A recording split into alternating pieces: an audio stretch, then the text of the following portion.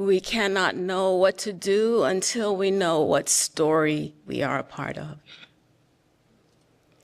If we accept that there is an arc to human history, a goal, then the question is where we go from here and how we get there.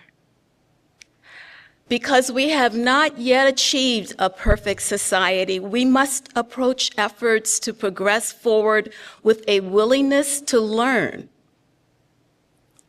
We must join hands to help each other to build the capacity to create the society we want to see. Together, let us learn to apply the principle of oneness through practical engagement and experience. The Baha'i writings say, peace must first be established among individuals until it leadeth in the end to peace among nations. Wherefore, O ye Baha'is, strive ye with all your might to create through the power of the Word of God genuine love, spiritual communion, and durable bonds among individuals. This is your task. This means that social change begins at the grassroots, as friends, families, and neighbors begin a process of creating relationships characterized by loving fellowship, service, and a sense of common purpose. As we do this, we learn to embrace ever larger numbers of people until entire communities begin to advance together. Over time, we increasingly demonstrate the power of unity. As communities emerge that embody unity and peace, communities where racism, otherness, and prejudice have no part. These can serve as havens of hope for all people. But by havens, we do not mean hideouts. These are not places where we try to escape from the difficulties of life. Rather, they are sources of inspiration and strength that provide us with the resources we need to work together towards our common aspirations.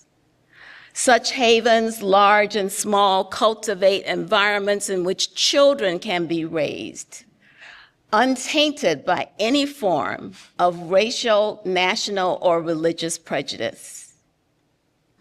They champion the full equality of women and men in the affairs of the community. They provide programs of education, transformative in their effects, open to all and encompassing both the material and spiritual aspects of life. Such havens give birth to social action as a way to remedy the numerous ills afflicting humanity and to empower each person to help build a new world. Such people develop capacity to engage those around them, regardless of creed, culture, class, or ethnicity, in conversations about how to bring about spiritual and material well-being through systematic application of spiritual principles. In their experience working in hundreds of neighborhoods throughout the country, the Baha'is and those working with us have seen the value of a nonpartisan, non-divisive, consultative approach to problem solving. The Baha'i approach, we believe, demonstrates how we might build institutional capacity to govern in a spirit of service, to resolve conflicts, and to build unity, creating an electoral process which is an expression of peace. In contrast to the world where there is vitriol and even violence that often accompanies elections in the wider society. Youth face particular challenges in these times. They are experiencing an epidemic of loneliness, anxiety, and depression. Some observers do not have faith in the potential of young people to make mature and effective decisions. Others are dismissive, focusing on the challenges youth face without acting to foster their potential. Yet we have seen that when youth internalize the principle of oneness, they develop a longing to serve their society. They become inspired to make a difference not only in their neighborhood, but in the wider society in ways that are truly impactful. Transformative change becomes the work of their generation and the work of all generations to come. And indeed, when youth rise to meet this calling, their impact is unmistakable. Across the country, young people are embracing their role as builders of a new society. In families, neighborhoods, classrooms, community centers, and even on national stages, their contributions are gaining momentum. In the Baha'i faith, youth are not only seen as leaders of tomorrow, but as protagonists of change today. Through meaningful conversations, service projects, and a growing network of friendships rooted in spiritual principles, they are actively engaged in building a more unified and just society. One powerful expression of this movement are youth conferences, gatherings where young people come together to reflect, consult, and make plans to release the society-building powers of the Baha'i faith. I decided to come to the youth conference because I wanted to meet new people, and especially people my age. And I already know amazing, wonderful people from the past times that I've come to big gatherings like these ones.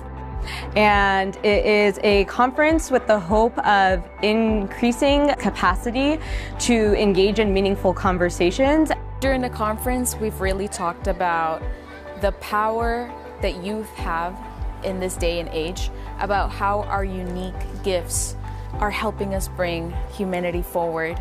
At the youth conference, we've been learning about Baha'u'llah's vision for humanity and youth's essential role in bettering our communities, and what capacities do youth need to build in order to actually effectively serve their communities. So it's been really interesting hearing all the participants' input and hearing about their personal experience about, okay, I see this need in my community and I want to address it in this way.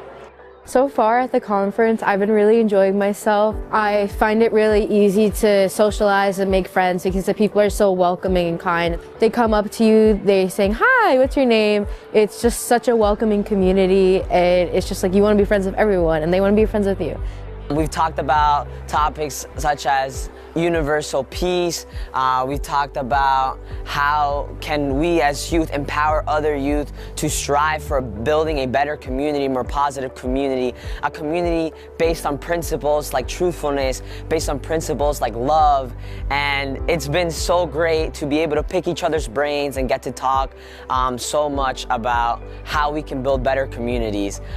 Really impressed by the sheer energy that I feel people are bringing across many different paths of lives and backgrounds. I think on planning, we all had this deep desire to anyone who wanted to walk through the door would be able to walk through and feel a safe space. And so there was all these tiny little logistical things we had to think about, name tags and foods and dietary restrictions, location, how can people travel, and how can we actually create a vibrant community that we're studying about in this environment.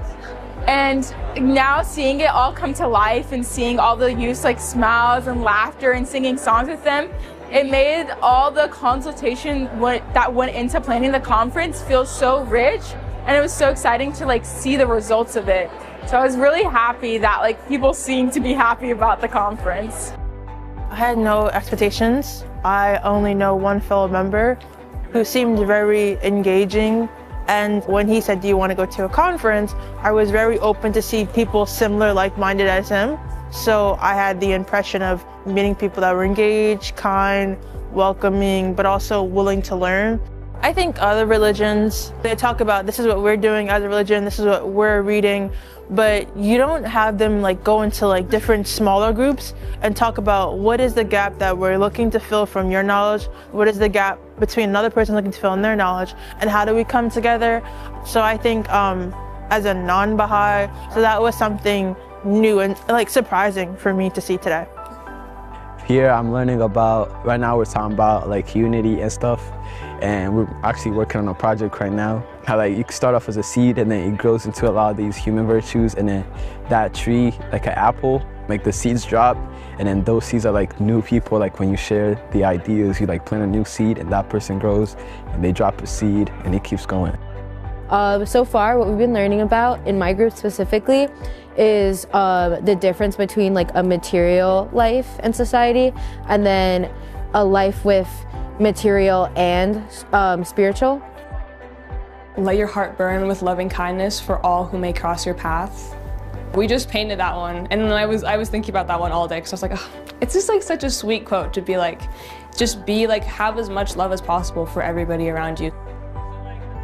I think youth can change the world, and we have such a big responsibility and such a big role, but also we come at it with so much energy that, you know, it's almost like nothing can stop us as youth.